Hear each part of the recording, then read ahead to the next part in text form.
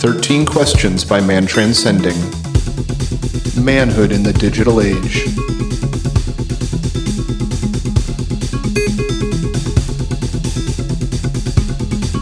Welcome back to another episode of 13 Questions. For this episode, we are joined by Steve Nelson, aka Shellback. But before we get into the interview portion of the show, I have with me, as always, Adam Loyal. Adam, what's up? What's up, Mr. Bill? Glad to be here, my friend. Hell yeah. This is kind of a special episode for me, just because Shellback he comes from I met him through the Cruising with State community. And as you may or may not recall, I did a number of episodes sitting in that crazy Zoom roundtable room full of people that is Cruising with Steak a number of years ago, before jumping into 13 Questions. So that community just has a little special place in my heart. So that's where we found Shellback through. And that's pretty much the background of how this episode came to be. We're just all in the Discord group over in Cruising with Steak. So it's a good time over there. If you guys haven't checked it out, give that podcast a listen and say hello to Shellback. And with that, I guess we can jump right into the gratitude segment, which we like to do on the intros before we jump into the interview portions, where we kind of dissect the more serious introspective questions. So we do have Jingle for that. Here's that part, and then we'll get into gratitudes. Gratitude, gratitude, gratitude, oh gratitude. Gratitude, gratitude, gratitude, oh gratitude.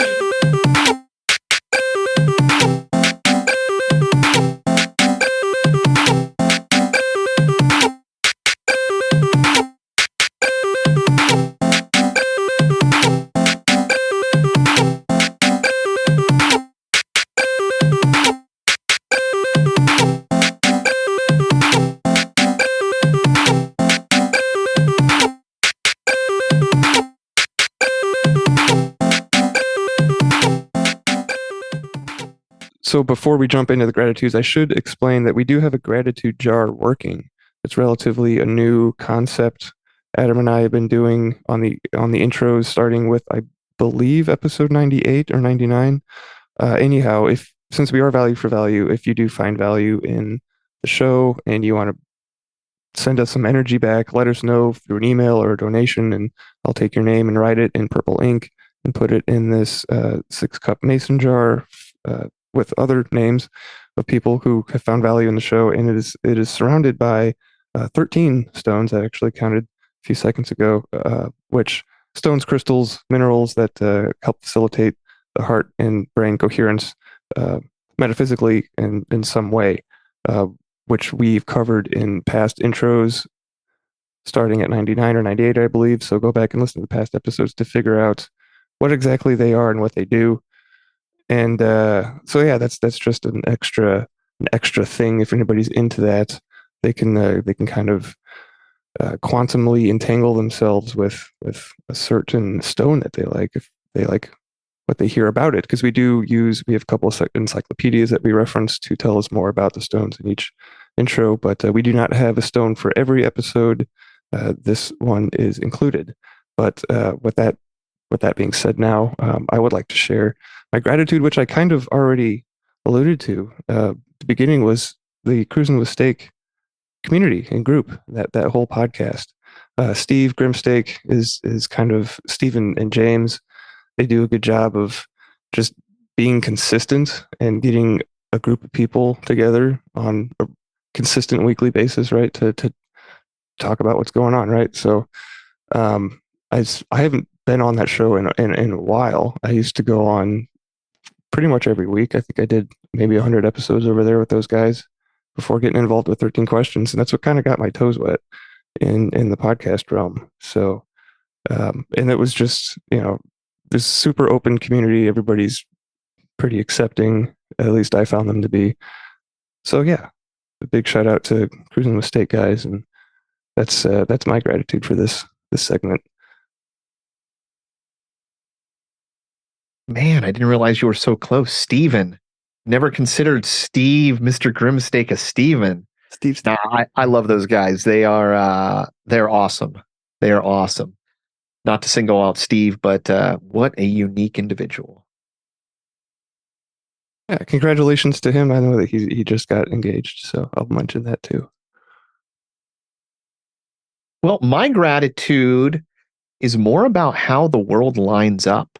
Synchronicity. I've probably mentioned this in the past, but that synchronicity, synchromistic way of the world in which things just out of nowhere seem to line up and happen in the same way that spring showers will bring, May flowers, that I guess some conditions just get started, sparked, and there's fires and things spread. And before you know it, things are happening synchronistically out of nowhere at the same time. And I don't know. It's a beautiful, wonderful thing when you see that aspect of evolution within the world. And yeah, when you just start paying attention to it makes a really confusing world where you might not know what you're doing, not know what direction you're going in, but understand that there's at least a pattern here that is showing me there's more to this reality than most people are seeing, and I can lock onto that. And once you start doing and paying attention to those synchronistic events, they I don't know, they seem like guideposts that kind of pull you in a direction. You might be floating through the water, but if you can grab a hold of a rock, you can divert yourself and push off in a new direction. For sure. That's definitely what I've strove to do, and it's brought me this far. And I guess that is a good this is a good point in which to bring up a big announcement that we've been kind of alluding to on other shows. I've been on Blue Collar Mystics once, and oh no, I didn't talk about anyway. What I'm trying to say is that Adam and I will be moving on to different projects and spending our time and energy focusing on a new endeavor, which I am still in the works of putting together. And Adam has his own side projects he's working on too. So that doesn't mean that 13 Questions is going away, though. No, to the contrarian, I wouldn't even say stepping away. I'd say evolution and transition. The frank aspect of the matter is we've been talking about, I came on to this show to be a host for Bill and Darren, or Bill and for Darren and Graham transitioning out. And then Bill came on and joined me for the same thing. And I would really like to see the show continue to grow. Absolutely want to help on the back end if anybody needs any training and, figuring out how to do the show and helping and pushing from behind. But I do feel that things are evolving and things are changing. And I think the show, it's been going in its own direction. And I alluded to the synchronicities, but absolutely. We were just on a show and we were talking to some people, and yeah, it's amazing when synchronicity just lines up and you start aligning yourselves with other people. So yeah, this is an actual call out the same way that Bill and I came on board for 13 Questions. We want to see it grow. We want to see this thing evolve. And we're looking for hosts. We're looking for people that can, that believe in this project, that believe in this thing that we're doing. With the only tenet being that you have open and honest conversations and treat it with seriousness. So yeah, so I've been super happy with the synchronicities on my side in my life with, not just personal projects, but this project. And, it's been a big weighty thing to think about, and seeing coming in the way that you can see, on the night sky, you can see the morning rising, it's coming. Night is setting. It was a feeling and an event in a transitional phase. And, the show has been through many of those, and I could feel this one coming. And being that all the synchronicities and everything started locking up behind the scenes, I think it's the right direction. And as always, this show has been about you, the listeners. And like Bill and myself, if you want to be involved with this show, reach out to us because it's growing, it's changing, and you can be a part of it. Yeah, it's absolutely evolving, and this opportunity that we're creating by kind of stepping aside more or less is in theme and in step with something that has been a motif of the show from the beginning that we've talked about, but not a lot of people have taken advantage of, and that's the open source. We want this to be an open source aspect. So these conversations that we have and record and put out are great to listen to, but the real value is in going out and finding those people who have made an impact or who you want to know more about in your own life and having them doing your own interviews, right? and kind of and then submitting them. So that's that. It takes a certain amount of gusto to get for someone to do that. But I think just within keeping the show alive, because we have created an egregore here, like having a new host to to breathe new life into it, bring new ideas, and continue it with continued vigor and all that is necessary to continually address these deep introspective topics that the show covers. So I think that it's exciting to see where it's going to end up. And we do have I won't say too much, but we do have a prospect that we have yet to confirm all the details. But yeah, we should have some more information hopefully in the next couple of weeks. Maybe look for an update on social media. So make sure to follow the show. Go to 13questionspodcast.com. That's 13questionspodcast.com. And you'll find links to all of our social media accounts so you can follow and stay updated. And I think, is there anything else you wanted to mention, Adam? No, that's really it. Aside from, the guest that we have tonight, it just requires, a belief, willingness to stick to truth and conversation, and a commitment to time and quality for equipment and recording and editing.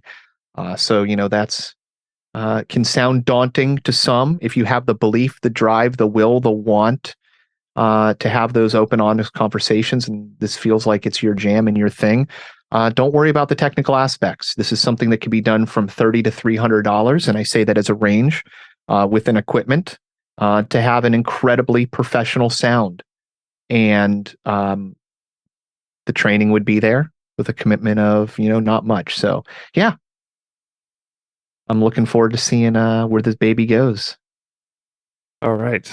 Well, it's super exciting. We're about to put this out into the universe and see what happens. So, with that announcement being made, this is 13 Questions with Steve, aka Shellback.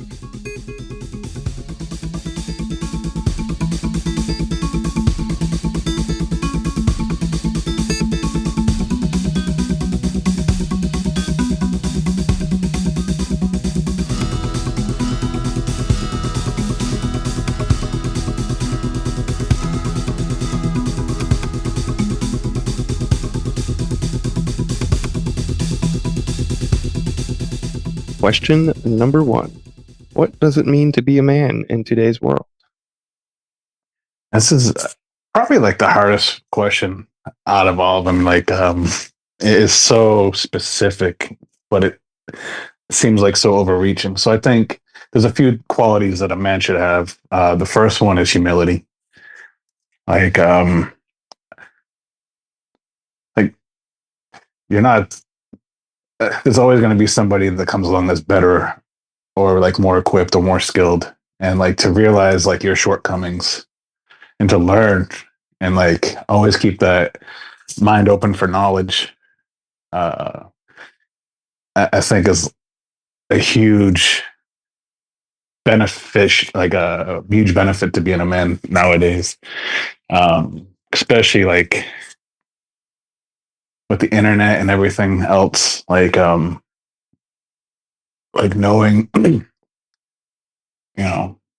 where your shortcomings are for sure. And then like accountability. So like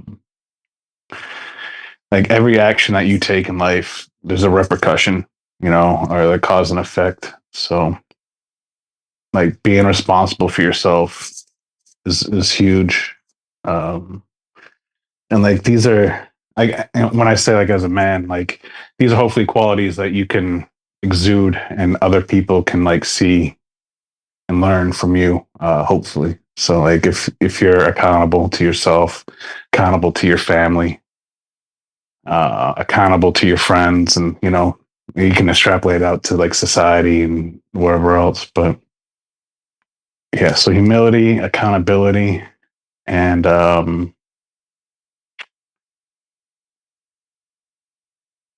Yeah, I just wrote down demonstrating, like, act in such a way so that others can observe you and learn from just by observing, right? right. So yeah, I should probably say like I've been in the Navy for 20 years. So it's like a huge thing is like as you gain rank in the military, like everyone's looking at you. Like they're looking at you to do the right thing when no one's looking, and they're looking at you to do the right thing when everyone's looking, So like there's always eyes on you. So like probably a lot of what I'm going to say is probably going to come from these 20 years of experience, which may be bad or maybe good. Like I don't know. I think it's helped me out tremendously in my life and like who I am today. So, um, so yeah, like Yeah. Yeah, I mean, this is a big question. We moved it to the number 1 spot just so we could address the heavy hitter right off the bat. It was sitting at number 13 for a while, but I love that I'm you glad brought it's first. Like I can, really cut the teeth on it. Yeah. Yes, the being aware of, you mentioned humility and being aware of your shortcomings, like that. The Right. awareness, right, is absolutely key, and being open to. I actually have this quote on the website from Ralph Waldo Emerson about how every man can be our teacher and we should learn from them. So yeah, knowing that there's not somebody better than you, then you can, okay, better is subjective, right? But then you can at least still learn from, maybe learn what not to do, right? By observing, our others that we're stuck here with in this world, right? Yeah, exactly. Like so, even like the worst person, like gives a lesson, like on either how not to act or like how you could do something that they're doing differently to like affect positive change in your life and the lives around or the lives of the people around you. So like, and then like always like I try to treat people the way I want to be treated, and so like that it's a hard skill to learn, man. It's like putting yourself in the shoes of someone else, or like trying to see the issue from their point of view. So like a lot of like I know you guys did like the 16 personality like question thing. Yeah. So like I'm a debater, like extremely extroverted. Like if I know I'm right, I'm right, and like I'm gonna argue my point. And then like it took me a long time to realize, well, like maybe like even though I'm right, like they might be a little bit right, Uh, so instead of just being a hardhead and arguing to argue, like try to like put myself in their position and see like where they're coming from. And like if you can find like a happy medium, like it's always beneficial, I think. Even if you're 100% right, like to where that compromise comes in to like I don't know, you don't need to crush everyone under your heel. It's good to like if you gave this person like a small win in their life, like especially like when it comes to like a lot of like it comes down to like policy for us in the military, or like how to like get a job done. So, and a lot of times, like if you can use that as a learning experience, like, well, okay, so you were so dead set on like doing it this way, and like now you see why like we don't do it that way. Like there's, I don't know, if there's I don't know, if you have the time and the patience to teach somebody, man, it's always worthwhile. And it probably like went off on a tangent there, but No, like teaching is one of the best ways to like learn, right? Like people that get up, like master their, I don't know, master, right? But get over public speaking and give like presentations on something they've researched, like that's a huge way to learn. Like that's very, there's a back and forth there. There's a give and take. All right, question number 2. What was the most important lesson you learned from your parents? Self-reliance and resilience. And like, so I grew up in a split home. My parents had me when they were still teenagers. I lived with them for a short period of time and then moved in with my aunt and uncle who raised me from about 6 to 18. And like even through, so like I essentially had four parents, you know, like I had my mom and dad who I would see sporadically throughout the year. And then like I had my aunt and uncle who were it's my mom's sister. So from a very early age, it was like, I don't know if it was out of convenience for them, but you know, I was a latchkey kid. So from fifth grade on, like I stayed home after school by myself. Learned how to cook, learned how to do my own laundry, take care of all my own stuff. And then like once I was able to start working, I started paying rent to live at my uncle's house. You know, it wasn't much. It was like $20 a week or whatever out of my paycheck. But you know, it was like learning that responsibility of like someone's always going to be taking your money. Like you have to pay for these things. Right. Yeah, a time when you But, actually like- grew up. Like you had to grow up on your own and learn how to do things. Exactly. So like by 16, I had my own car that I paid for, like out of my own pocket. They cut me off on like new clothes when I was 14. Like if I wanted new clothes, like you're working, like buy your new clothes. So that's where you learn like the Salvation Army is your best friend. So, but like that stuck with me my whole life. Like I'm the last person to ever ask anybody for money. Like I'll be more than happy to give somebody like a handout or a help up or whatever. But like I've never gone back to my family like hat in my hand, like looking for something, which you know maybe is not the best thing. Like I definitely think if something were to happen, like I definitely have that route, but like it's not in my nature. Like I'm gonna find my own way. So like my father was a carpenter, like hard life. Mom's had a hard life. Uncle, I don't know. Like I remember in the '90s, early '90s, where like we had that mini recession. I think it was like '92, and like I just no matter how hard it got, like they just persevered and like always made sure there was enough to go around and take care of us. So, Tenacity, yeah. so like, yeah, just relying on someone to come save you, like was never like an option in my mind. That's a good mindset to have, though. Like realizing that there's nobody coming to save you. Like you have to do it yourself. Otherwise, like if you sit around and wait for shit to happen, you'll be waiting until you die, right? But I think having that mindset, like, okay, so now I can provide enough for myself, and like whatever's left over, I can like actually help someone else, like get a foot up or whatever. Like it doesn't have to be like I did it myself. Like you go F yourself, do it yourself. Like there's like a benevolence. Like I think it's that benevolence that's not translated as much as it should be in the world. So Oh yeah, that's the what's that phrase? The rising tide raises all ships. raises all ships. Yeah. Yeah. So like just doing it in a spirit of collaboration and cooperation and as opposed to competition, right? Yeah. I mean, what I would say is life's a game that no one wins. So I like that. Question number 3. What book has been most influential on your life and why? all right. So if I'm only going with one book, it's Outwitting the Devil by Napoleon Hill. Hell yes. So, and I think it's probably been mentioned here a few times before, but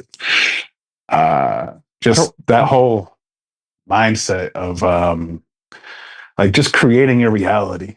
Like it's so powerful. Like once you realize like there's forces that are definitely working against you, and you just can tune those forces out and like set yourself on your own path, and like yeah, your mind's amazing. Everyone's mind's amazing. and it's like they don't want us to know how powerful we are. So like this is the book. Like if I have to recommend a book to anybody, like if they ask what I'm reading, I'm just always going to say Outwitting the Devil. Yeah, that is. It has been mentioned before. I think I brought it up on an intro recently again because I just finished reading it not too long ago. And I read it at least once a year. hell yeah. Yeah, it seems to be the flavor of the week here on this show. Yeah. And if I'm going to give you like a fun book, Fight Club, like, my early formative years, Fight Club was I actually read the book before I saw the movie.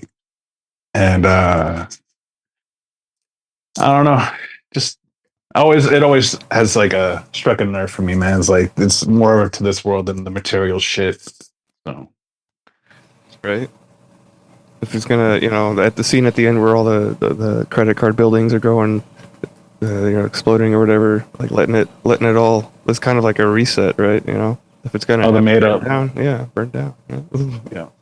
Yeah, that movie was amazing and brutally honest. Like, never read the book, but that movie changed me as a teenager. And I bought in and believed a lot of things that turned out to be true, like the the darkness in the automotive industry. And it's nice when movies come along like that are both inspirational and honest. Books too. The book, it's so cliche. The book is so much better than the movie. Oh, I've heard him interviewed about his writing on a few places, including Rogan. And I really need to add it to my list. So yeah, I was I'm still a voracious reader, but like being deployed for like 8 months at a time, like you can only watch so much of the same TV program. So For real. like I would always have books sent to me, and like I could get through a pretty thick book in about like a day and a half to 2 days, like depending on how much time I had. So, which is crazy, is like I've forgotten more books that I've read than I'd care to admit. So, like anything by Chuck Palahniuk, like it's usually pretty good, man. Like I like his writing style. is it all any novels or is it mostly?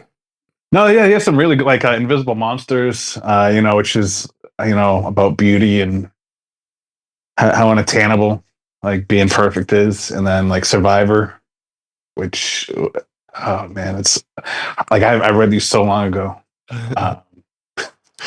How like long ago did you read Outwitting the Devil? The first time I read it was 3 years ago. Okay, the last time I read it was the first time. November was the last time I went through it. Wasn't it just published in 2020? It was published in 2011. 2011. Okay, so yeah, so like the whole story, like, and there's like even rumors that it was never Napoleon Hill that wrote it, but I think it was him. Like it's his writing style, it's his philosophy. Like you could read Outwitting the Devil and Think and Grow Rich, and like obviously like the same themes are there and the same stuff's there. But like, so he wrote it. Like even in the book, the devil tells him, "You'll never release this book, and if you do release this book, it's going to ruin you." Like he even says it in the book. So like his wife didn't want him to release it, and like so he died, and then she died, and then like I think it was his kids that ended up getting it published. And unfortunately, like the book that was published, like had a co-author on it to like try to tell us what Napoleon Hill was thinking, which I found to be very annoying. Like I don't need someone else's opinion. Like I'll read the author and like make my own opinions. Like I don't know, just so yeah, we don't need a commentary on top of. No, I don't. Yeah. Dubbed. And there's some still good like videos on YouTube like of the interview between Mr. Earthbound and the devil. Okay, I wasn't aware of that. I was thinking about going. I'm probably still going to do this because it's a good way to learn. But I was going to go back and outline the interview. I've yet to do that because I'm reading Neville Goddard right now. But that's on my list to do. It's very impactful. So if you haven't read it yet, listener, check it out. That brings us to question number 4. What is the best advice ever given to you, and would you modify it at all today? All right, this is probably going to be really crass, but this was told to me when I was a young sailor in the Navy. You can work them or you can fuck them, but you can't do both. So this is like you got to keep the people that are under you like professional. Once you let your personal life get into their personal life, especially if you start adding sex to it, which because there's the military is co-ed now. It's been for a long time. Right. So like you find a lot of issues will pop up when you start mixing business with pleasure. So if you just keep it business all the time, like no one can test your fucking integrity. Your word is gold. And so like I've seen it like tear cohesive units apart. Like when people start mixing, and it's not just fucking. Like I mean, it's everything. Like treating your subordinates as your friends, like will never get you anywhere. Like you can be friendly, you can have an interest in their lives and all this other stuff, but like once you cross that line, like you can't uncross it. So, like when you become unduly familiar with somebody else, and like I don't know, it's definitely more on like a professional level. Yeah, it's the old, logic and emotions will always override logic. So, in the way that marketing works, you just want to keep it strictly business so that that's what it is. It's not about those other things. It's kind of an agreement. That's what work is. When it crosses that line, then it becomes some sort of partnership. Right, exactly. And you start opening yourself up to a bunch of like once your integrity's gone, man, it's hard to get it back. So yeah, that was told to me a long time ago, and like that was some shit I've followed to the last day. Like I have hopefully only a few days left in the military, and I've never, I don't know, I've always played it straight and narrow in terms of that. Like obviously, like I've made friends and all that stuff, but like they've never worked for me. And like, so like, yeah, if you don't work for me anymore and like, there's no possibility of you working for me anymore, like, yeah, we can be friends, but I'm also very terrible at maintaining relationships. So it's probably not going to happen at that case either. But well, I love this answer because go ahead. Oh, and I wouldn't modify it at all.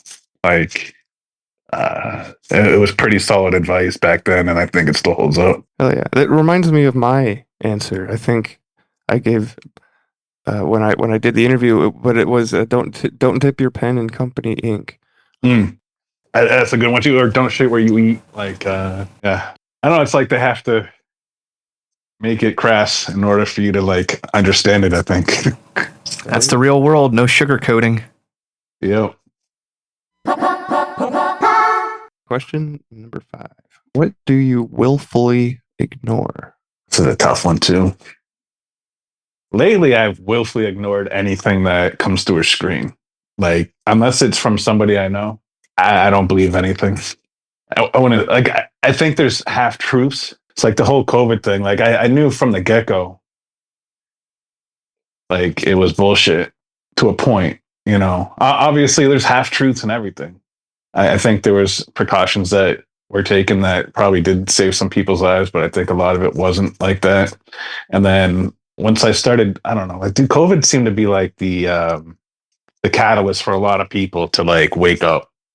So like when I can look forward and back from that point, I don't know. I want to say like I willfully ignore anything the government has to say to the point where like it's just words on paper, and I never gave my consent to any of this. I did give consent when I signed a contract with the United States government, but like that's me giving my willful consent there. But like anything beyond that, like California outlawing menthol cigarettes, like I don't consent to that. I don't even smoke anymore, but like I'm still gonna like if I want a menthol cigarette, I'm gonna find one and smoke one. So I think, I don't know, standing up for yourself and like not letting the man like dictate your life. So don't let other people tell you what to do. No, I love it. Yeah. It's like ultimate truth. You question everything. Especially with the government because it's an overbearing system. What's your motive? Through history, you don't prove yourself very well. Lately, like you said, there's a reason a lot of people are waking up.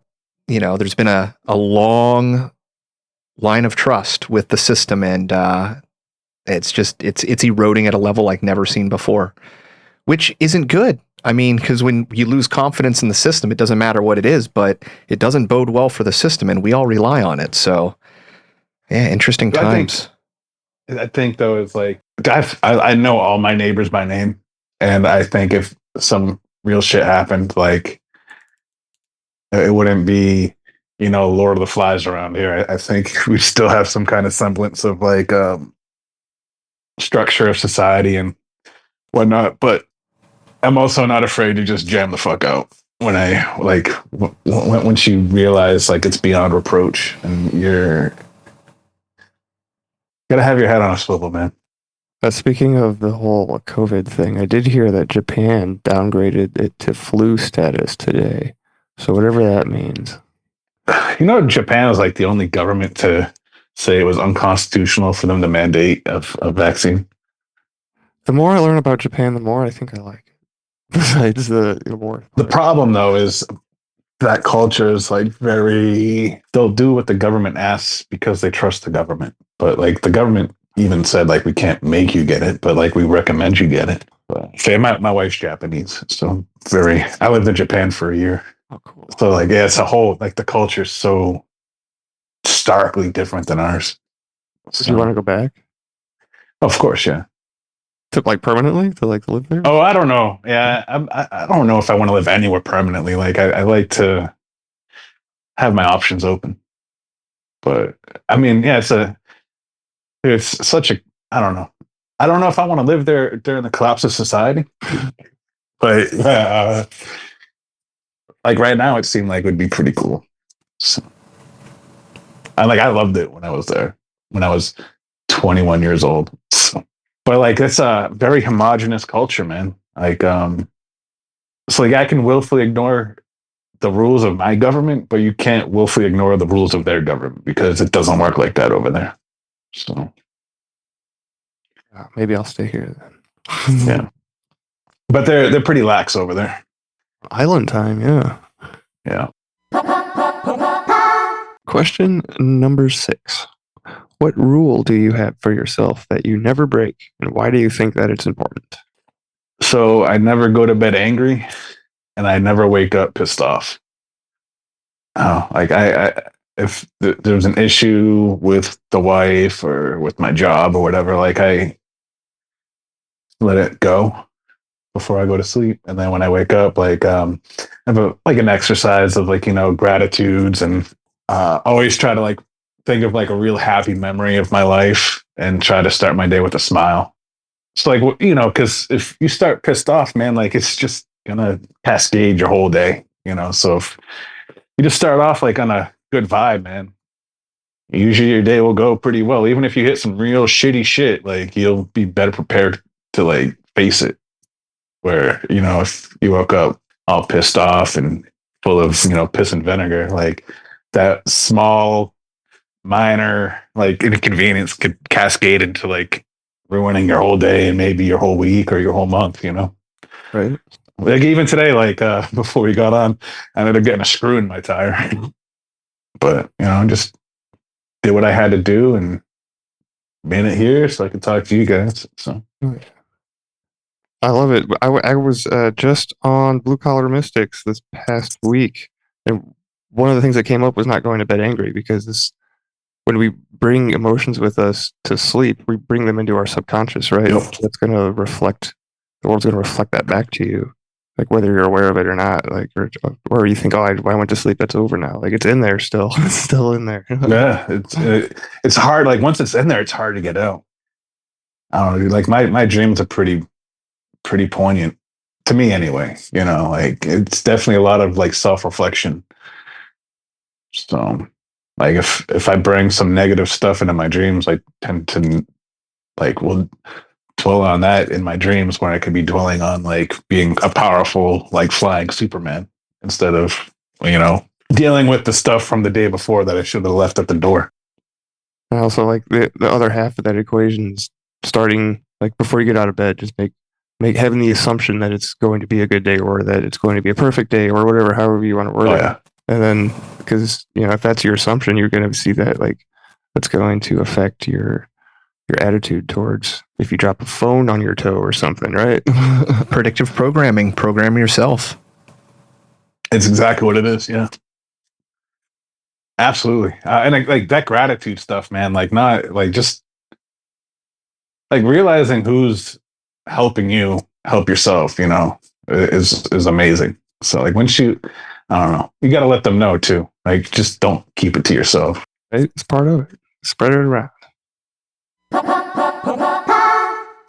If I were to ask your best friend, what is the one thing they would say you need to work on the most and why?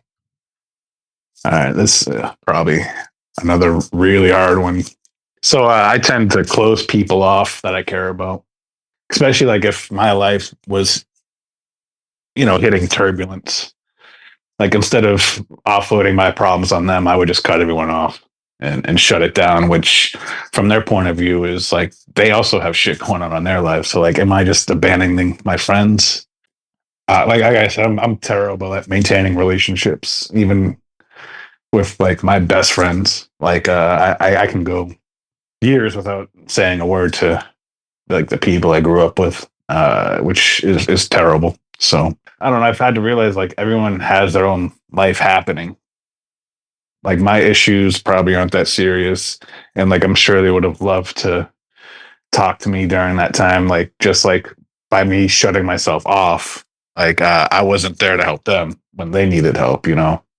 Always trying to like maintain new lines of communication with people from back home. It's just sad as like a lot of people from back home have like met the demon and didn't live to tell the tale. So there's some permanent closures that I wish that there weren't. So Yeah, What? that's Oh, sorry, Bill. no. I was just going to relate that I have, the amount of people that I keep in touch with back home that I grew up with, like going to school, is like I can count them on one hand, and it's slowly becoming nil because they, it's people change and grow, and it's shit, people change. So I don't know that it's all that it is a bad thing. Is if people can't see you in as your highest self, if they keep thinking about, oh, this is you from seventh grade or whatever, and keep treating you like that, like certainly it's not too bad to let that die. But so yeah, I don't know. I guess I commiserate. that's dude, I left home when I was 20 years old. Like I left. So I grew up in New Hampshire, small town. Like everyone knows each other, and like a lot of those people are still in that same area. Like I was one of the few to actually like get out and like do something different. And like I always had it, like if you wanted to fucking talk to me, call me. But like you realize, well, maybe I don't know. Like I said, like that whole thing, like it's like a two-way street. If I wanted to talk to my friend, I should have just called my friend. So I don't know. Like there's like a lot of missed opportunity and regret. So Do you think if we didn't have like text messaging and all these different apps, like if you actually had like if there were still just landlines around, like do you think that it would foster more it would have open been way easier. Yeah, I think so. Yeah. Definitely. Yeah. Like the more options you have, like the less like I don't know, man. Like you just feel like, well, if you wanted to talk to me, just text me or whatever. They don't know what I have going on in my life. Like maybe texting me at like 3 a.m. Like I might be like busy or like sleeping or whatever. I don't know. Like, it was my shortfall. Like I should have been the one to keep the lines of communications open. So like I was the one that left. Like they stayed, they didn't change their lives. Like I was the one that caused like the change. It's like I should have been the one to maintain communication. So like they didn't want to anymore. Then maybe, but like I was pretty much like I shut. Like, no, I went to Japan for my first duty stations. Like I left the country. So like yeah, calling from Japan to somewhere else, like it was very much. I don't know. Trying to make excuses for myself at this point, but uh, I should have done better. Never too late to for improvement, right? No, of course not. No. What was the most embarrassing or humbling experience of your life? All right. So we're pulling into Fastlane, Scotland. I was asked, like, do I know how to drive a standard, which I do. I hadn't driven one in uh, probably like 7 years at that point. And they're like, well, do you mind being the duty driver? So like the duty driver, like you drive people from the ship or on base, like around the base and like out to town. So like I think the town was like Helena. And in Helena there was some bars and there was a train station to go to like Glasgow. Or Helensburgh is the name of the city. So I get in the van, and of course the steering wheel's on the opposite side. So is the shifter. So like instead of shifting with my right hand, it's with my now left that hand. I never considered. That's got to be really awkward. Yeah, That's like jumping to Japanese bikes, man. yeah, and then like driving on the other side of the road. So like I get the first group of people into town kind of okay. Like I stalled the van out a couple times, and whatever. Like you can laugh at fucking stupid Steve, but like you're not gonna hurt my feelings.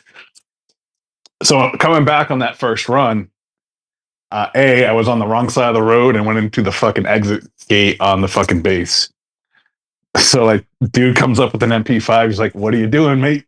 And I was like, "Oh, I'm just trying." "Oh, you stupid Americans, huh?" It's like, "I'm just trying to get back on base." He's like, "Well, can't you get it in gear?" I'm like, "Well, I'm a little flushed right now, man." He's like, "Oh, it's a good thing you can't die of embarrassment." So he's like, "Move over, let me turn it around for you, put me in the right gate." And then I was doing runs like the rest of the night.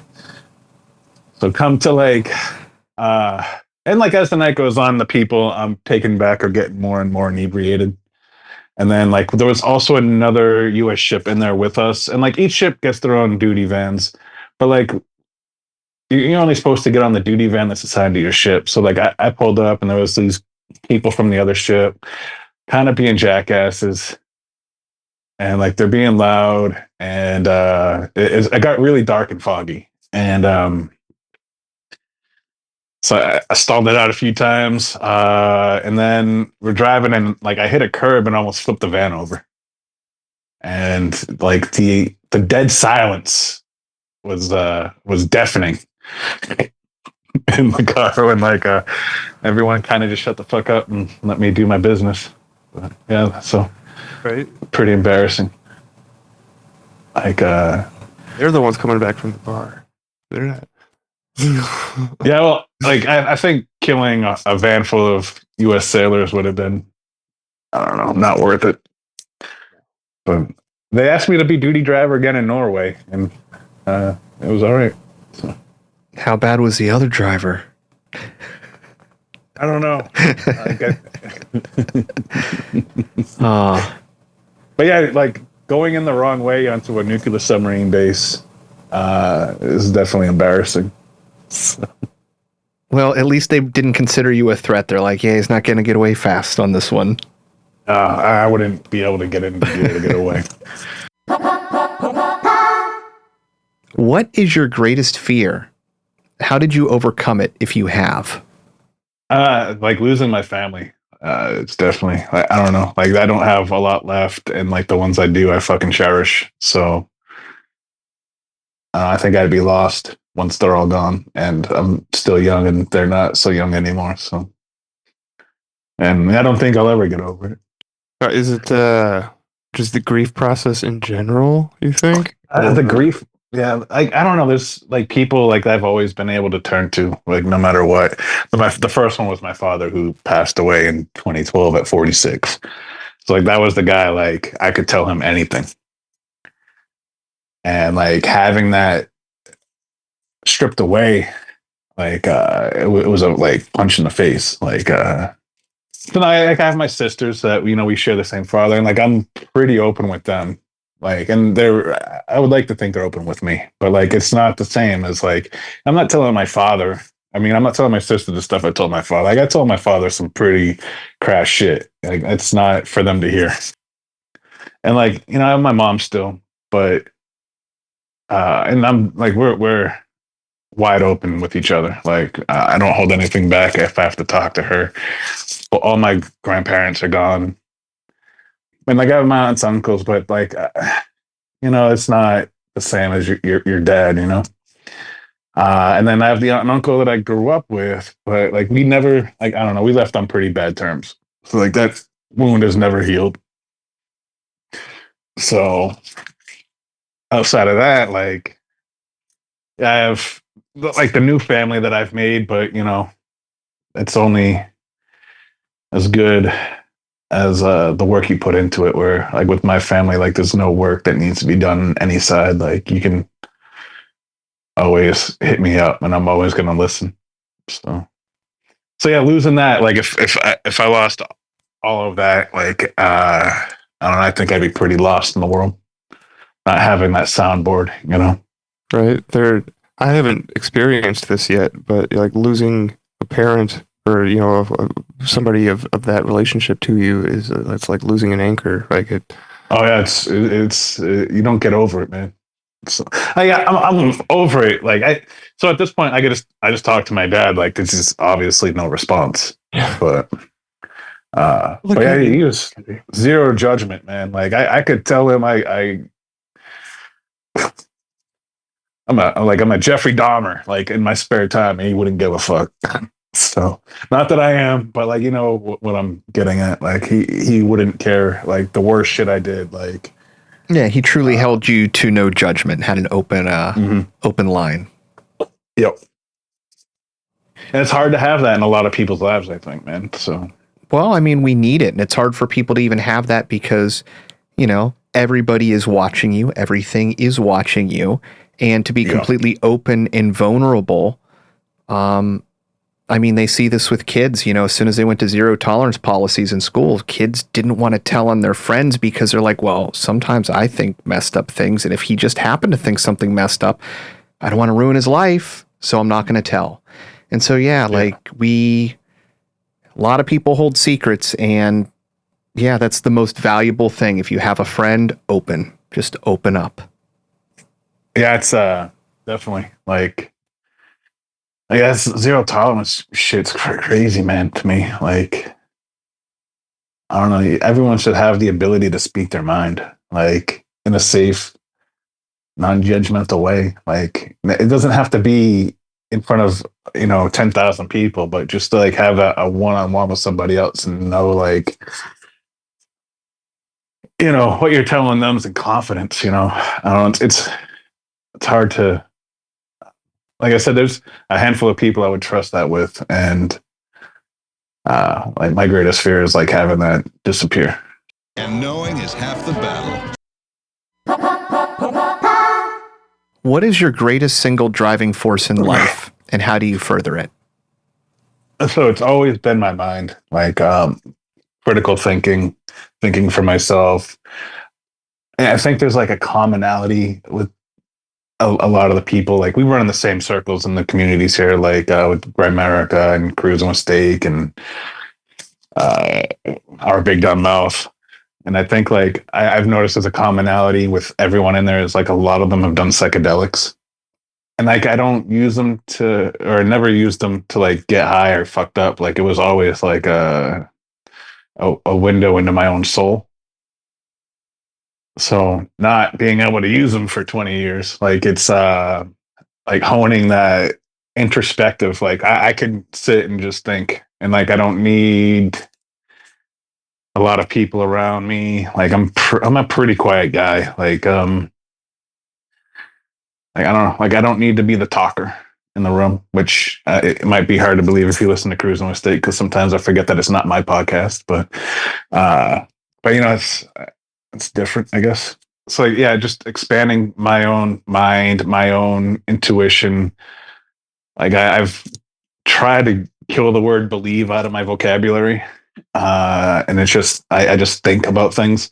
And that's like led me to kind of live my life in like this gray area. Like there's nothing in the world that's black and white, man.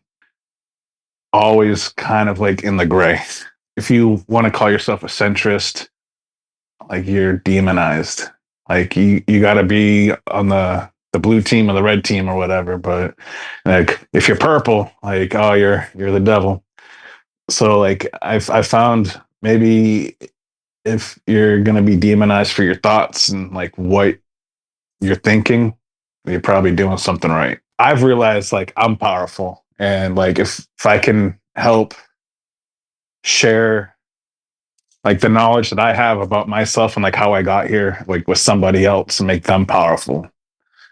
And like they can share that. And like we, hopefully at some point we'll just have a whole bunch of powerful people. Like,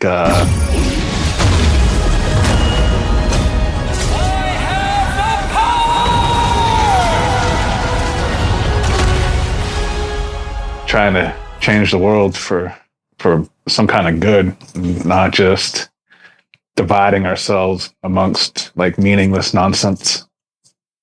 Well, yeah, I mean, as long as we're open with each other and keep that, open and honesty, because there's extremes of thought, but there is always that kind of silent middle, the group that just goes along with their lives, doesn't go to one extreme or the other, sees both sides objectively. And, that really is the true majority. But it's also kind of that silent area. So, yeah, the more that we just are open and communicate and share those thoughts with each other, then yeah, it should just keep getting better. I think it is. I think, the way online, even though it's from one extreme to the other, like we're still getting all the information in like all the middle as well. So it's kind of a mess now, but it's crazy, man. Like, I think that the media and the online, it's like, excuse me, they have like this giant megaphone and like they just have such a loud voice, but it's like one person where, like I think a majority are just like, I think they are free thinkers and like are doing their own thing. Like, I don't know. At least that's what I want to think. Like, if I talk to like the random guy at the grocery store, man, like it's usually a pleasant conversation. Yeah, that's my barometer. It's just the people I interact with in the world, and then I pay attention to news, every extreme, and I just don't see it anywhere. I don't experience it anywhere. I live in Florida, so it's a little more Wild West in some parts of the country, but I'm in Southern California, man, so it's like I'm deep behind enemy lines.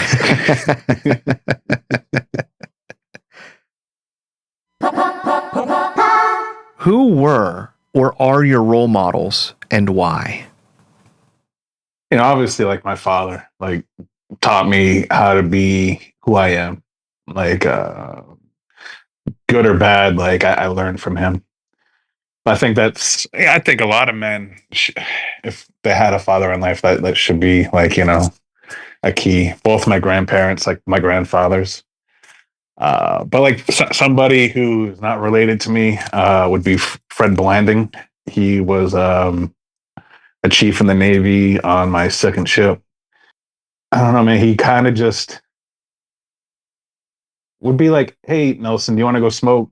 Like if man, I was busting my ass, like trying to fix a fucking engine room. So like he would pull me up and he's like, "Hey, so like, what do you think about this?" And like he would always like ask my like no shit opinion on like how we could better run the engine room, like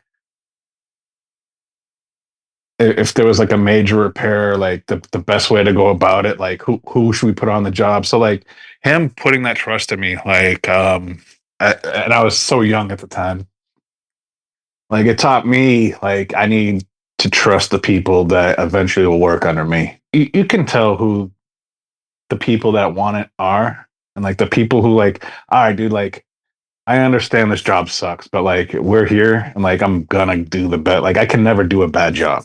I don't care if I hate the organization. Like if I'm getting paid to do something, like I'm gonna give it my best. So like finding out those people that kind of like think in that similar vein and putting that trust in them, like I don't know, it helped me out a lot, dude. Yeah, no, that's great because it really just kind of lets you focus on, a person's desire. It's like, man, as long as you're trying 110% and getting better each day, then like we're good. Like we're all on the same team. And yeah, it's a great barometer for especially because yeah, I mean, if you're around it and especially when you're out at sea or anything, I mean, that's like we're doing this. It's nobody else. It's us and the supplies we got. Yeah, and it helped me out a lot too. Like when I would get like these So like when I came in, it was 2003. So like there were still dudes that like served in Vietnam, like on my ships when I first got in, dude.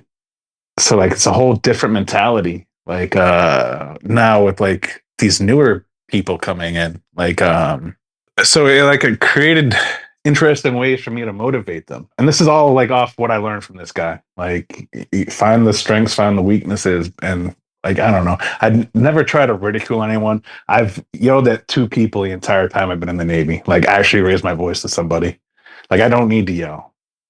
Unless you're like unless you put me to that point where like I need to probably reflect on why I did it, but like you probably really push my buttons. I'm pretty level headed. There was I had these two guys that like fresh out of boot camp. This was 2013.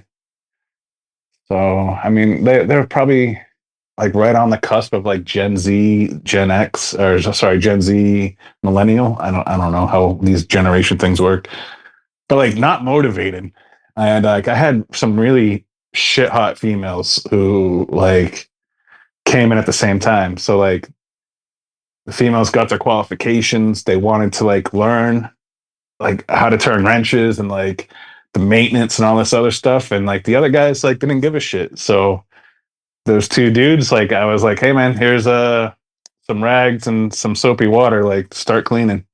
And like I would let the females like tear engines apart and gearboxes and like remove like like major components. And they're like, well, I want to do that. And I'm like, well, fucking, you can do this. Like, you got to get your quals, man. Like, I can't let you touch machinery if you're not qualified. So like, those two dudes ended up like becoming some of the best sailors I ever fucking served with. So I don't know, man. Like the motivation is what's key. So like finding somebody that can like pull the best out of you, like is what Fred Blanding did for me, man. Like he pulled the best out of me. So Do you see that trend continuing for the Navy, or I don't know. just the oh. There's still people that want to do like a good job. Like there's still people that give a fuck. But the politics of it are starting to bog everything down. Where like you get accused of like a equal opportunity complaint, and like that's a career for somebody. Like even if it's founded or unfounded, like I don't know. Like they've opened themselves up to a lot of nonsense that didn't have to be there. You know, when I joined the Navy, there was no race, there was no creed, there was no color, there was nothing. It was navy blue. Like you're all the same. You're all in the Navy. And then they started doing like the everyone has a month kind of thing. And like it's just started like dividing and separating, you know. I don't know.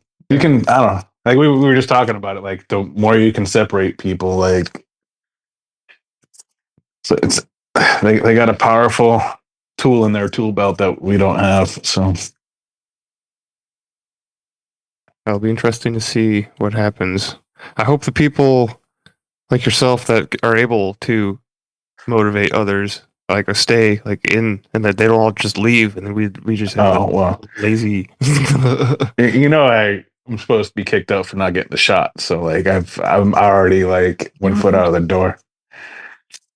I thought the Pentagon like wasn't gonna. Well, they did, but like it's the damage is already done. Like it's been over a year and a half, almost a year and a half. So like I don't have a real job anymore. Like it's I don't know. Like I miss what I did, but like I'm ready to move on to like the next great thing in my life. So That's right. Take the tools you learned and move on to the next project. yeah. What quality do you most admire in a woman? I think like a woman that can stand up on her own, like that doesn't need. I don't know. Like I would just essentially would like a female version of me, like somebody that thinks for themselves. Like I love it. Just a female version of myself. I think that might be my favorite answer to this question. like just like I don't know. Like I don't. like I like having someone else around, but like I don't need somebody. Like I don't need someone 24/7 around me, you know. But like the time I do spend with somebody else, like I cherish it, you know, and like I love it. And then like a fucking great sense of humor. Like don't take yourself so fucking serious. Well, I love how that always seems to be the one thing that everybody has. And, it's that, life is suffering. Life can be bad. It can be absolutely miserable. But if you can laugh at it, that's the best part of life. So if the most messed up thing's happening and you can be laughing, then when you have that other person that you can share that with and play off of, it becomes like an incredibly powerful thing. And yeah, it's no wonder that seems to be like everybody's like, you gotta be funny. That is common. Gotta be chill. Yeah. I don't know, like my sense of humor is probably a lot darker than it needs to be. Like, but like I've seen some really fucked up shit, man. Like it's like if I can laugh about it, then I don't know. Yeah. Well, I mean, talk to anybody that's an EMT, military, police, any job in which you're going to be exposed to traumatic things, sites, duties. Yeah, there's a special baked in type of, that gallows humor, the mortician, things they find funny would make you just have nightmares. Yeah, and I don't know. I just think a lot of times like people will see that sense of humor and kind of I think that's who you are, and like it's not like I think I find a lot of shit gross. But like I have to get that shit out of me somehow, man. And like if I'm laughing, like it's better than me like punching walls and like being angry. So yeah, it's the whole divine comedy thing. Like if you zoom in, yeah, it's tragic, but if you zoom out, then it's not so tragic. Exactly. Yeah, there's probably a bunch of qualities in a woman, man. Like I don't know. I haven't had to think about it for a long time. Like obviously like the nurturing and the mother, like a good mother I think is like I have no kids, so I don't even know how to describe this, but like I do see like these mothers like that will put themselves between like the most dangerous situations to protect their kids, and like that's always been like so awesome to me, like to sacrifice yourself for someone else. Like it's I don't know, always been amazing. Yeah, selfless, for sure. What is the most courageous thing you have ever done or seen in your life? So we were doing a drug bust in the Pacific Ocean, kind of off the coast of Colombia, and these narco pirates, whatever you want to call them, the smugglers, they had a fishing boat. They lit themselves on fire, and like there was an explosion, and like I'm pretty sure it was the cook that set the fire, and like you can see kind of like in the distance, like he kind of like got thrown through the air with the explosion. Like we went from going to board these guys to like search to like we had to go pick them up out of the water, and like the dude that got blown up, man, like he was burned really bad, and like his buddy would not leave his side. So I don't know, like pulled him out of the water, and like the whole time, like we had to strip search him and all that stuff, but like his like this 19-year-old kid like just would not like leave this dude's side, like fucking held his hand, talked to him, like kind of made sure he was okay. Like we got him the medical attention. Like he was pretty fucking messed up. So like even in the adversity of like a whole country bearing down on you, like to not lose focus of like the guy that you probably spent a couple weeks with out on the water with, I don't know their backstory or whatever, just like the amount of care that this dude had for like this other guy, like it blew my mind at the time, still blows my mind. Like I still have like nightmares about this, like seeing that shit. Like it was pretty horrific. So That's I don't know what to call it, like a stoicism or a courage or something amazing that human beings can have, that, like you said, in that moment of the like a country bearing down, like the only thing that matters is that other person. Yeah. It's beautiful, man. Like, that's a gift. I mean, it's terrible, but like, to know that exists in the world is, I mean, if you don't believe that can exist, it's a terrible world. But man, that's a beautiful little aspect of it that, you know, like in the desert, you know, or something, that there's still, you find that flower. Yeah, absolutely. If you could give one sentence of advice to the future generations, what would it be? Any chance that you have to sit down with an elder and have a conversation, like learn about their life, learn like what they went through or like the trials and tribulations, do it. Like, I think we're so caught up in our own shit a lot of times. Like, there's this whole generation just there with all this knowledge that we can just be tapping in at all times. Yeah, that's so. I love that answer, and I mean, especially the emphasis on like going and doing it, because they're not going to be here forever. And once that person's gone, most of that knowledge and experience that you can learn is gone too. Like, that's so unique, and it's you know, truly once in a lifetime perspective, and because they know about shit that we haven't lived through, right? And you know, it's, you know, part of the whole cycle of life. So.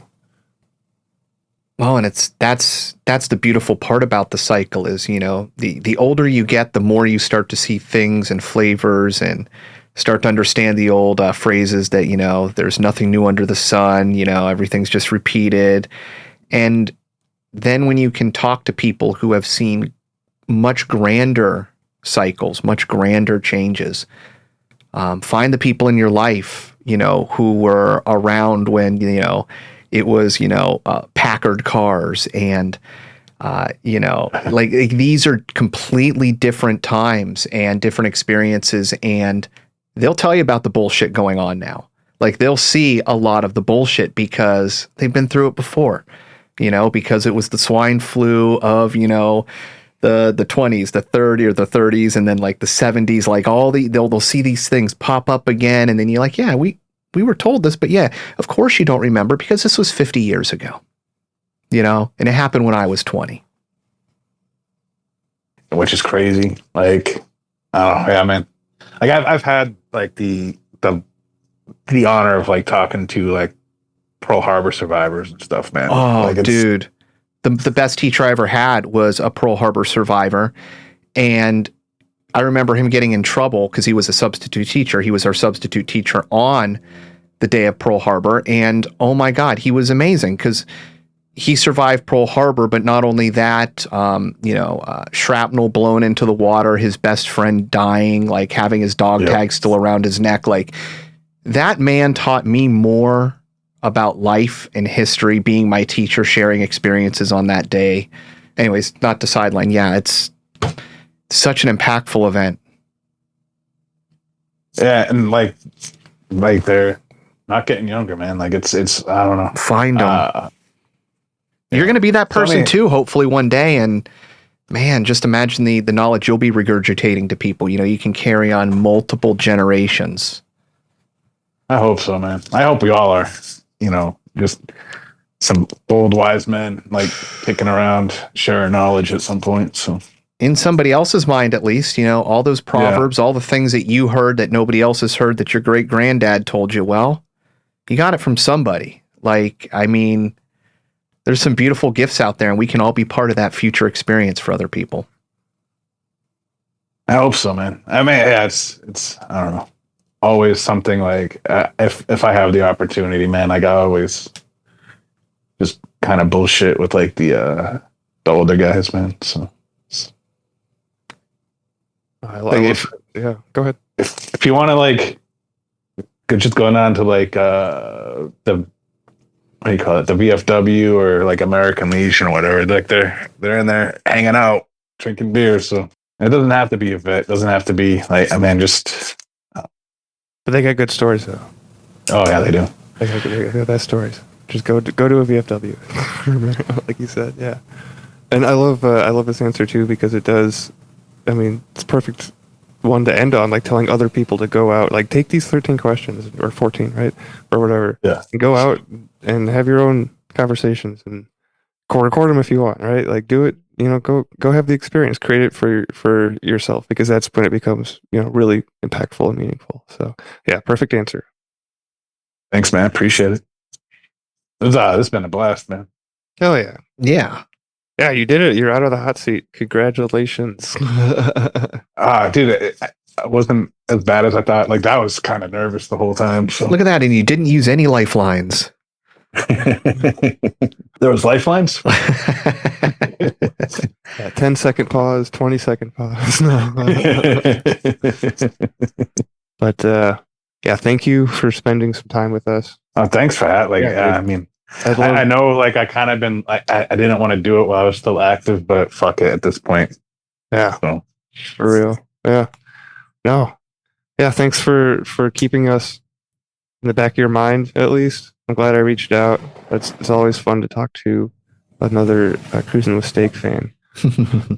Oh yeah, that whole community, man, is wonderful people, man. Wonderful people. I love them all. I love Steve. He won't come on the show. Nope. Bastard. I told him about it. He's like, those questions are too hard, man. No, listen, dude, me and Steak go way back and have not been able to nail that. But hey, the other thing I love about him is it don't matter if he's stuck in one way. That's it. Doesn't matter. He ain't talking him out of it. So yeah, he's I can't complain. Pitch a tent in his fucking backyard. Yeah. No, he's a good dude. We'll have to get over there again.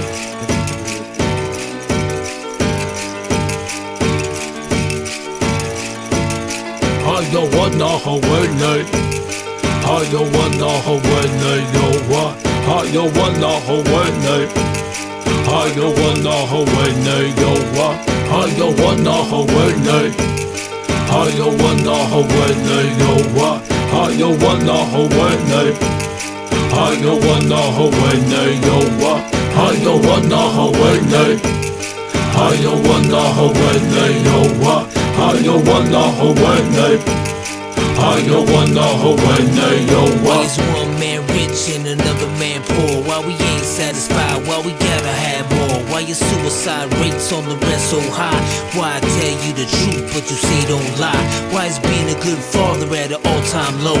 Why is it acceptable? Yo, why? I don't know. Why she blame him and he blame her? It's useless. Ask yourself this question. Why you making excuses? Why do parents gotta bury their kids? Why we text and drive, not caring how scary it is? Why it's so hard to forgive and leave the past behind? And if you did, then that's divine. Why don't you help your brother when you see him fall? Why do we act like God don't see it all? Why do we call them black, them white, them Asians and use labels? Now that's racism. I don't wanna Hawaii. Why? I don't wanna Hawaii. Yo, why? I don't wanna Hawaii. Why? I don't wanna Hawaii. Yo, why? I don't wanna Hawaii. Why? I don't wanna Hawaii. Yo, why? I don't wanna Hawaii. Why? I don't wanna Hawaii. Yo, why is there innocent people locked up for life, while some people can't say nothing nice? Why do we always gotta question what all of it means? And why won't you follow your dreams? Tell me why. The night when you took my dad, why'd you let me see my grandpa cry? And tell me why. And why do you choose to hide, even though you was born to fly? And tell me why. And why don't we turn from all the hate? And why don't we learn from all mistakes? Why do I keep on wrecking these fat beats? And teachers don't make more than professional athletes? And why? And why? And why? And why? And why? And why? I don't wanna Hawaii. Why? I don't wanna Hawaii. Yo, why? I don't wanna Hawaii. Why? I don't wanna Hawaii. Yo, why? I don't wanna Hawaii. I don't wanna Hawaii. Yo, why? I don't wanna Hawaii. I don't wanna Hawaii. Yo, why?